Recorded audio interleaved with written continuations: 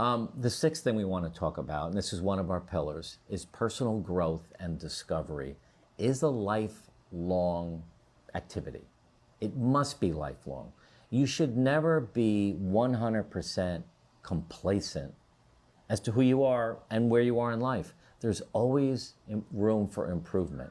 And I know at some point you want to slow down and say, isn't enough enough? But gosh, reading books, journaling, listening to podcasts, there's always something new. When you listen to it, it can trigger something inside of you to say, oh my gosh, right. I never thought I could do something like that. I remember a mentor of mine once said when he was pushing me to jump into a bigger job that I didn't think I was ready for, he said, always remember this, your comfort zone can become your cage.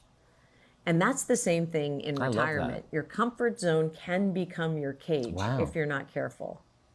And that's what happens to a lot of us. What am I comfortable doing? I'm comfortable sleeping till 8, having coffee out on the lanai, maybe walking the dog, go to the grocery store. I'm trying to think of things that I can do kind of in my sleep. That doesn't get me motivated. That doesn't give me purpose. That doesn't stretch my mind.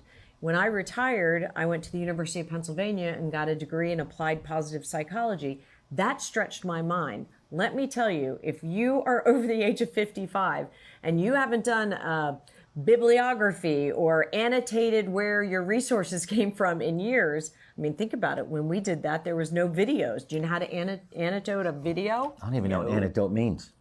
Hey, this idea of this cage, I love that. I have a visual that I can see where the retirement cage, the discovery drift. And inside the cage is a human, but also watching TV, eating processed foods, drinking too much alcohol, no relation. You're in the cage. No exercise. You can't exercise because you can't move in there. Right. Gosh, that's such a cool analogy. I think of people like my dad. I talk about him a lot.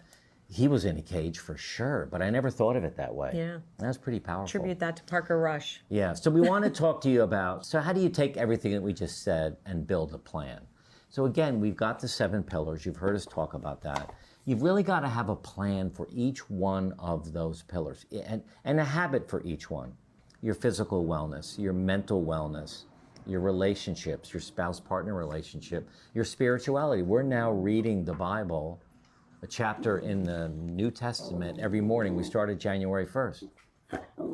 And where's it leading us? I don't know, but I enjoy it. I'm asking a lot of questions about my faith and but it's a plan that we have surrounded by habits. Right.